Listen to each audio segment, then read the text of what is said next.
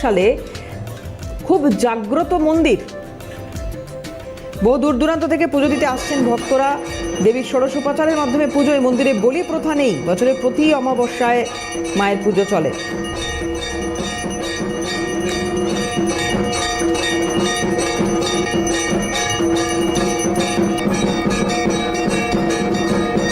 গৌরীপুর কালীবাড়ির ছবি দেখাচ্ছি আপনাদের। বহু দূর দূরান্ত থেকে পুজো দিতে আসছেন ভক্তরা।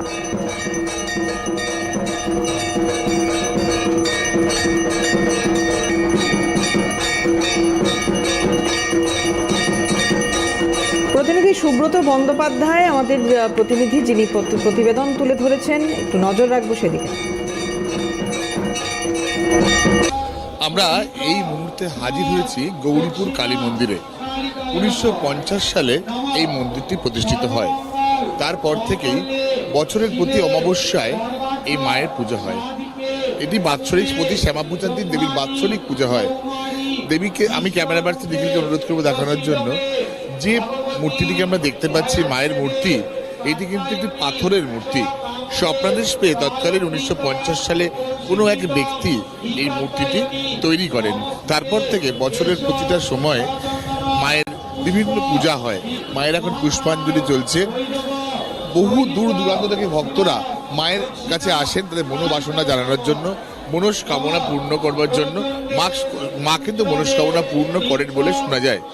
আমার পাশে রয়েছেন এক মন্দিরের কর্তা, তার কাছে আমি জিজ্ঞেস করে নেব এই মন্দিরের সংক্ষিপ্ত ইতিহাস একটু বলেন।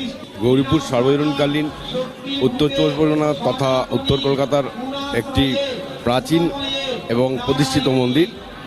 ভক্তদের কাছে এই মন্দির বর্তমানে একটি জাগ্রত মা হিসাবে আখ্যা পেয়েছে।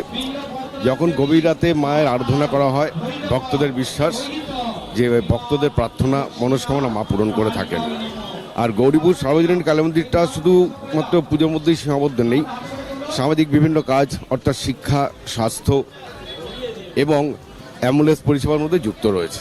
দীপাবলির উৎসবের মাঝখানে বলতে পারি ভক্তদের ভক্তির স্রোত এবং আলোর উৎসব আজকে মিশে গেছে। এই মায়ের প্রতি ভক্তদের আস্থা আপনারা নিজের চোখে দেখতে পাচ্ছেন, ক্যামেরাগুলো দেখতে পারবেন। সকাল 7টা থেকে শুরু হয়েছে। আজকে যেমন সারাদিন 24 ঘন্টা মন্দির খোলা, আগামীকালও খোলা থাকবে।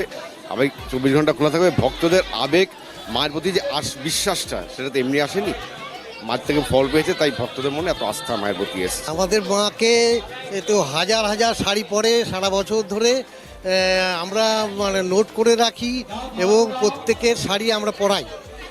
সকালে পরাই, ভোরবেলা পরাই, মা ভোরবেলা মঙ্গল আরতি হয় তখন পরাই। তারপরে দুপুরবেলা যেটা আমাদের ভোগের আয়োজন করা আছে, মাকে ভোগ নিবেদন করা হয়, তখন একটা শাড়ি পরানো হয়। আবার বিকেলবেলা মায়ের পুজো শুরু হয় বিকেল 4:30টার সময়, তখন আবার মাকে শাড়ি পরানো হয়। জাগ্রত এই মন্দির, এই মন্দিরের মাকে আমরা প্রণাম জানাই। আমরা মায়ের কাছে আশীর্বাদ চাই, মা যেন বছর বছর আমরা এখানে আসতে পারি। সন্ধ্যারতি চলছে বিভিন্ন মণ্ডপে। মন্দির